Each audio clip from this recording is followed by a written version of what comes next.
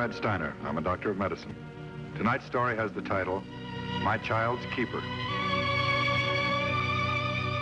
Guardian of birth, healer of the sick, comforter of the aged.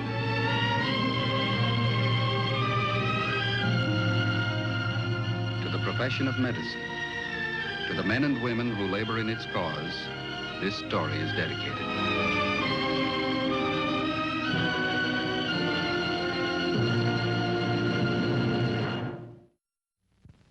The object in point, a teddy bear. The cases in point, 2 children. From birth, both were among the world's fortunate children. They were blessed with good health, born to parents who welcomed them, loved them, gave them every protection and care. Every protection except for a few careless moments. But it was time enough to wipe out all the benefits that God and loving parents can bestow. The first case in point, Daniel Gardner, Jr., 18 months old. The second case in point, Catherine McClure, aged 5 years. I think he wants it back. Well, then perhaps you'd better give it to him. I'd rather have Teddy broken than our eardrums. Ellen, I've been meaning to ask you, do you think Danny could possibly be jealous because the new baby's on its way? Jealous before it's even born? Well, I don't know. I tried to explain it to him yesterday, just like it says in those new child guidance books. He's been acting like a perfect monster ever since. Forget it. He's probably cutting some new teeth. Oh, listen, I finally got the sewing machine fixed. Do you want to give me that material for Danny's play suit? Mm-hmm. I can start on it this afternoon. Wonderful. Listen, it's on the top shelf in the bedroom closet. Oh, I'll get it. Okay.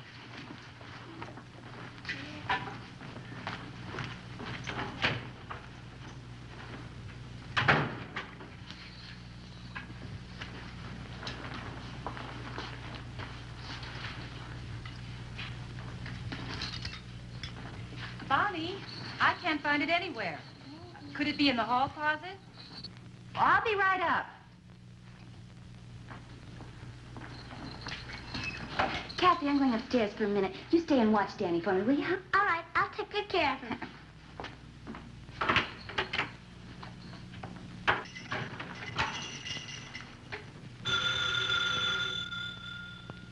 Get that, will you, Ellen?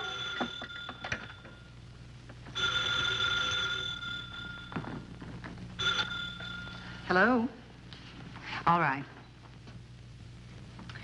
I remembered I put the material in the window seat. Hello? It's Texas. Hello, Dan. Just a minute. Hello? Oh, hello, darling. Well, that was Ellen. How are you? So am I.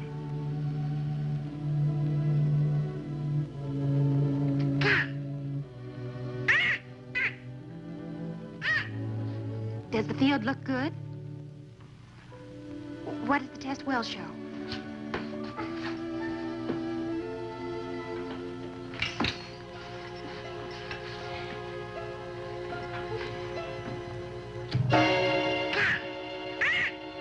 Do you think you'll be much longer than a week, Dan? Come, you're not supposed to touch it.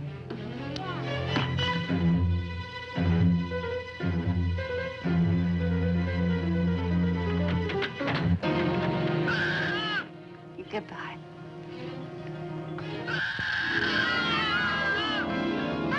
Dan said to tell you that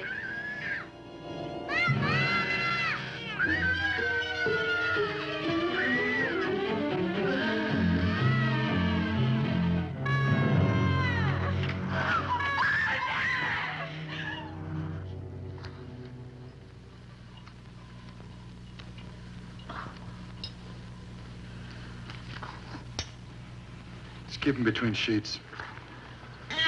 Treat the shock first, take care of the burns later. All right, Doctor.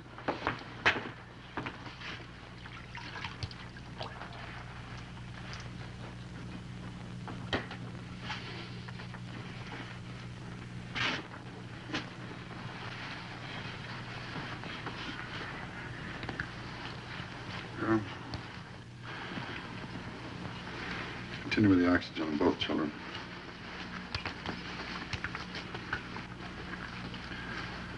Let's get a blood count, hematocrit, hemoglobin. Type and cross-match blood for both children.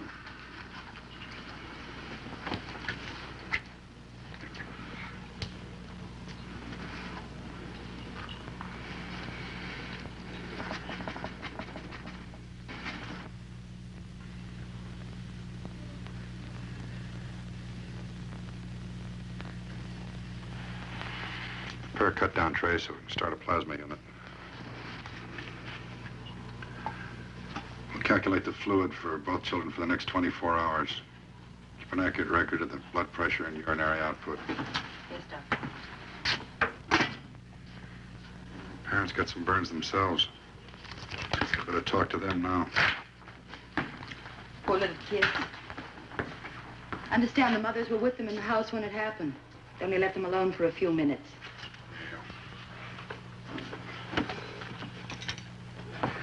That's all it takes.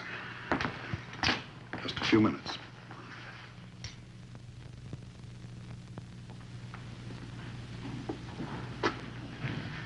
Gil.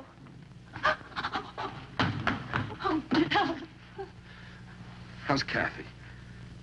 And Danny? You don't know yet. Bonnie's down there.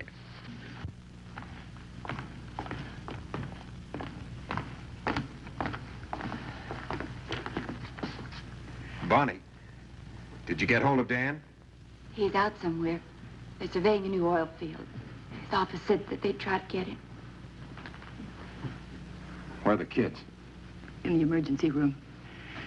They said Dr. Steiner'd be out as soon as they took care of them. How did it happen? Helen, how did it happen? Mr. McClure? Oh, Doctor, how are the kids? Well, it's still a little early to tell. Miss Gardner, did you get in touch with your husband? He's still in Texas. His office said they'd try to reach him. I see. How's Danny? I've got to have the truth. I've got to know. Oh, I'm sorry, Miss Gardner. There's nothing definite I can tell you right now. His burns are extensive and severe. But they are going to live. Danny's got to live. He's got to. Danny's condition is very grave. I've taken the liberty of calling another physician, a specialist in consultation. And that's all I can tell you right now. What about Kathy? Well, her burns are less extensive, but both children are in shock. Extreme loss of body fluids. We're also concerned about possible damage to the kidneys.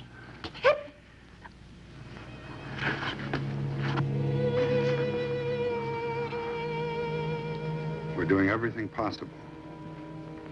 I'm sorry I can't be more encouraging.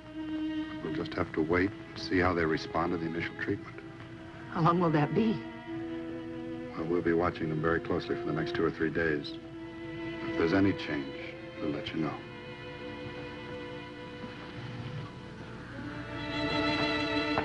Doctor, you mean we're going to have to wait that long to see if they're going to live? That's right. We have to treat the shock before we can treat the burn.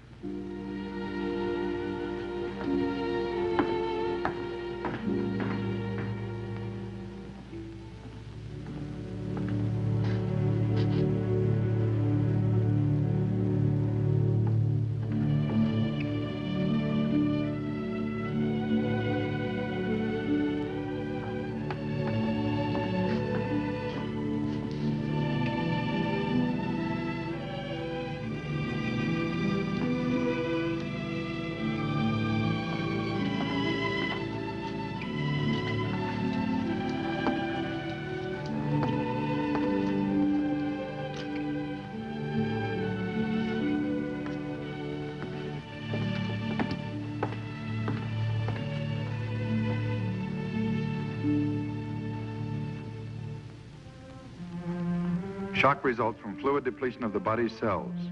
For a third-degree burn destroys all layers of the skin, leaving an open, gaping wound through which the body's proteins and fluids slowly seep away. Immediate consultation is held with Dr. Borden, the consulting physician called in on the case. Close check is maintained on the state of hydration of both patients. Frequent tests are made to determine chloride concentration and state of the circulating blood volume.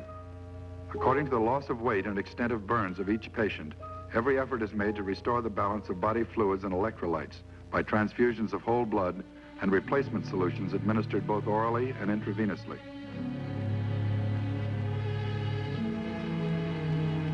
If we have to wait, must be something he can tell us. When I asked him last night, we just went upstairs for a few minutes. I told Kathy to take care of Danny.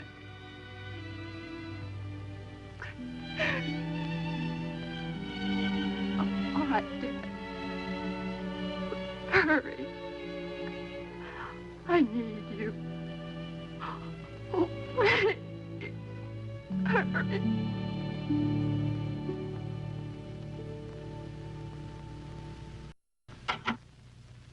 Bonnie, is Dan on his way? The airport's fogged in. He can't get a plane till tonight. Bonnie, I know what you're thinking. I know how you feel. Please, Bonnie, won't you talk to me? There's nothing to talk about. Mrs. Gardner. There's a telephone call for you at the desk. It's your mother.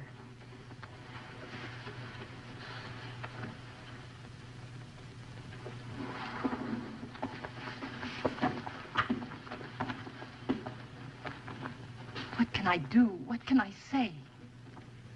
I don't know. What can anybody say? It's done. It's already done.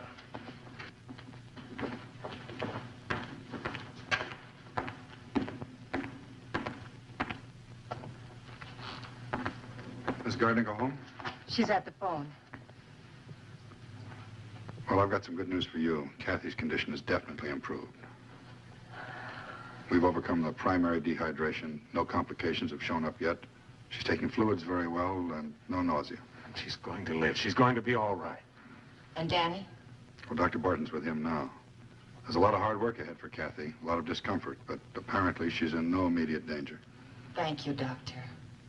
One thing you have to realize, it's going to be a long, hard pull. There are many phases of treatment for Kathy to go through.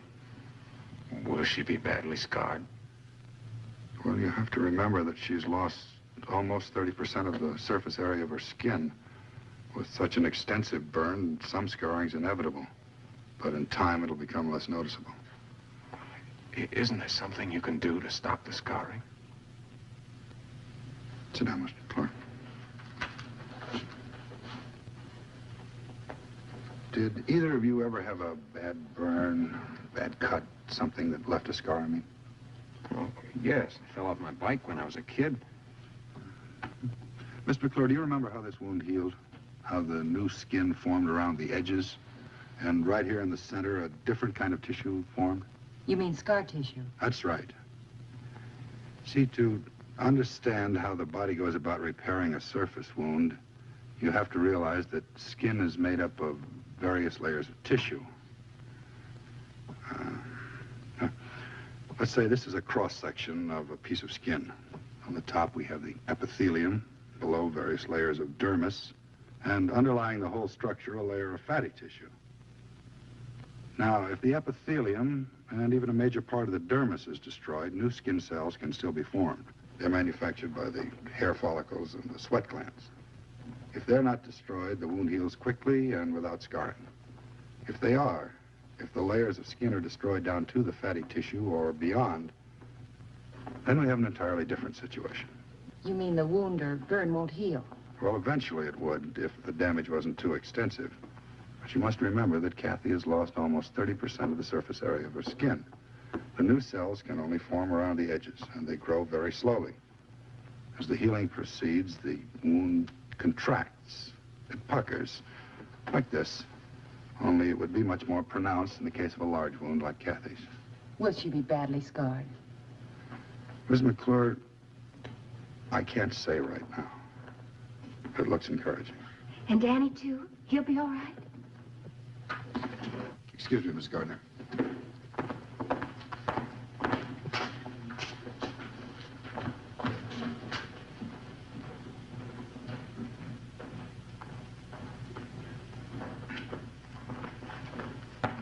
Gardner. Doctor, is it true? Danny's going to be all right.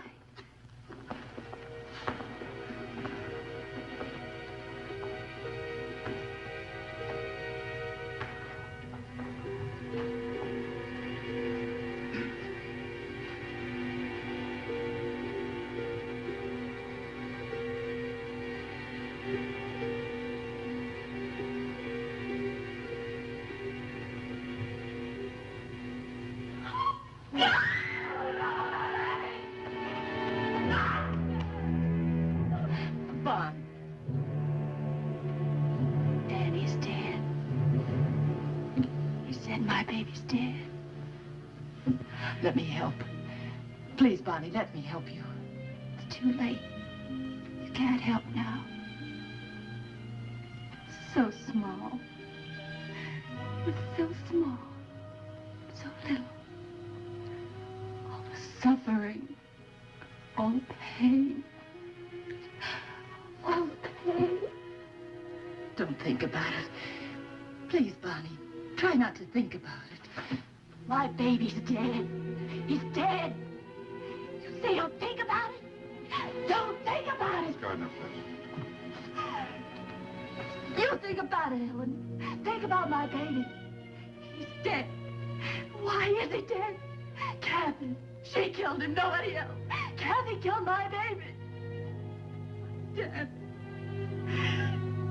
And he's dead.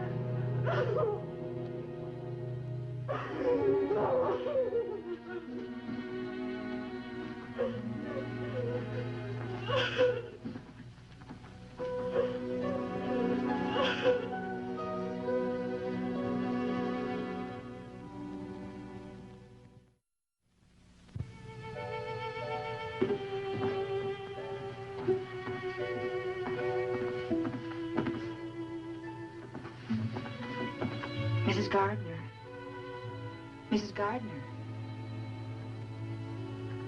Are you sure you wouldn't like to go home now? I'll be off duty in about 30 minutes. I'd be glad to drive you home if you'd like. I already told you. I have to wait. I have to wait here.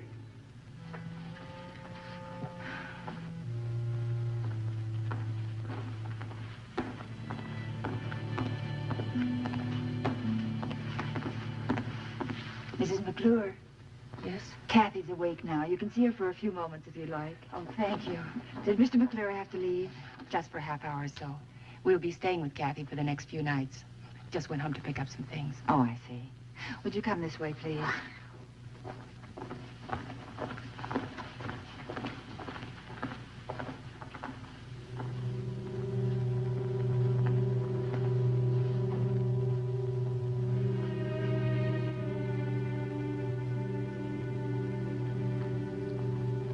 Did you try to talk to her again, Mrs. McClure?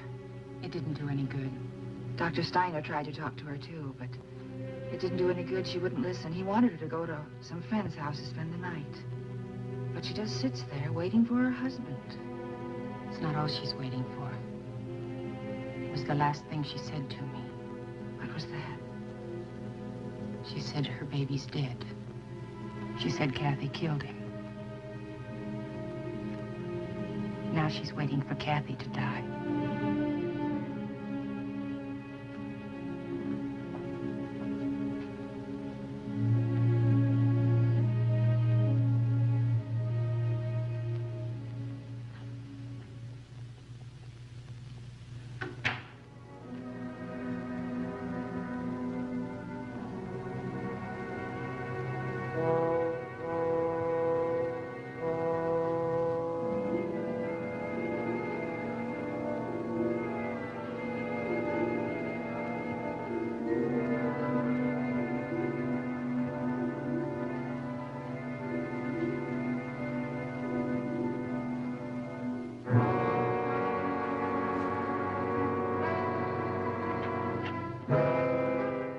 Miss Gardner.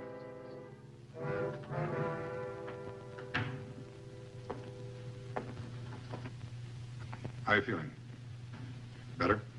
Yes, I'm better. Your husband get back? He's on his way home. He'll be here soon. I couldn't go home without him. I understand. And she's finally asleep. Been restless all evening. Been through quite a lot for a 5-year-old. But she's alive. She's still alive. Miss Gardner, I'd like to ask you a question. It's a very important question. It's not important for the child you lost, that much has passed. But it is important for the child or children you're going to have in the future. What's your impression of a child? I mean, a 5-year-old like Kathy here. I don't understand. You're accusing this girl of being responsible for your baby's death. She's to blame for the whole thing. She is. She did it. Danny'd be alive if it wasn't for her. You're wrong, Mrs. Gardner. You couldn't be more wrong. That's a child lying there in that bed. She thinks like a child. She acts like a child. You can't expect anything more of her. And that's exactly what you're guilty of. Demanding adult behavior from a 5-year-old child. But she knew better. She's so smart at other things. She knew better than to touch that lighter. No, she didn't, Mrs. Gardner. She didn't know. If she had, she'd never have touched it in the first place. No rational human being ever does anything that will bring harm to himself. There's one thing I'd like to make clear to you. You and Mrs. McClure are modern, educated mothers. You're dedicated to your children.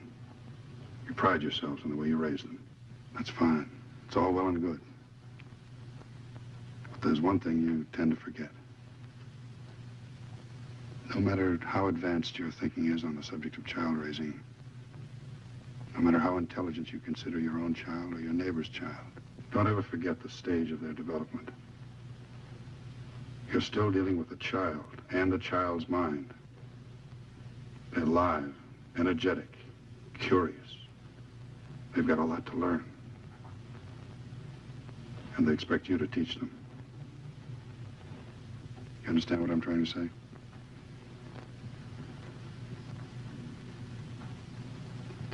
She's Ellen's daughter. Ellen should have taught her. It was her fault. I've just got one more thing to say, Miss Gardner. And then I'll let you decide who's to blame. 3 points. First, who left the children alone? Second, who left that highly inflammable material, the curtains, so close to the baby's playpen? And third, who left that cigarette lighter within easy reach of those children? That's all I have to say, Miss Gardner.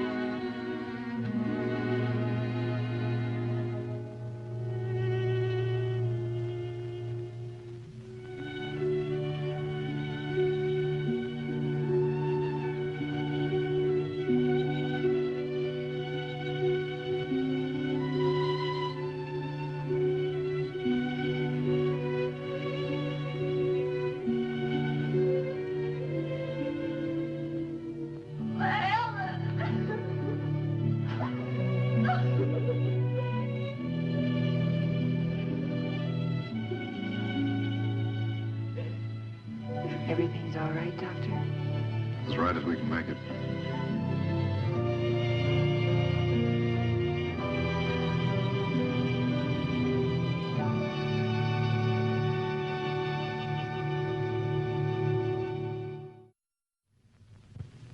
The practice of medicine is a relentless battle against the forces of disease and death.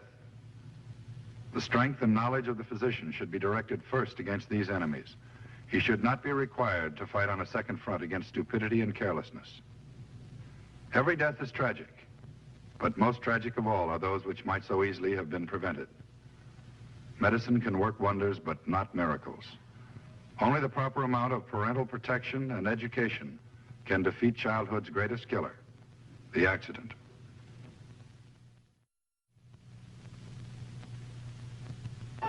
Bye.